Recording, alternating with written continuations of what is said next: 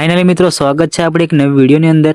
તો મિત્રો અત્યારે હું આવ્યો છું દાહોદ જિલ્લાની અંદર આવેલું આ ભમરેચી માતાનું મંદિર। તો મિત્રો આ મંદિર આવેલું છે કબૂતરી નદીની કાંઠે બે પહાડોની વચ્ચોવચ્ચ।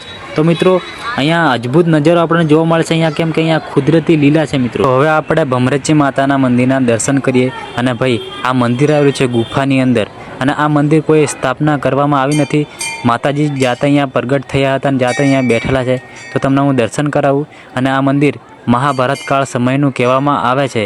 તો આપણે આ વાત આ પૂજારી બાબુ છે એમની પાસેથી જ આપણે જાણી હતી। અને તમે અહીંયા આવો તો જરૂરથી આવજો। આ મંદિર દાહોદ જિલ્લો અને સિંગવડ તાલુકામાં આ મંદિર આવેલું છે। અને આ મંદિરનો એક બીજો પણ રહસ્ય છે, કેમ કે માતાજી ગુફાની અંદર જ્યારે હિંચકે ઝૂલતા હોય તો ભક્તો સુધી અહીંયા બહાર અવાજ ઝાંઝરનો આવતો હોય છે, એવું પણ આ પૂજારી બાપુ કહે છે। તો મિત્રો તમે દર્શન કરી શકો છો।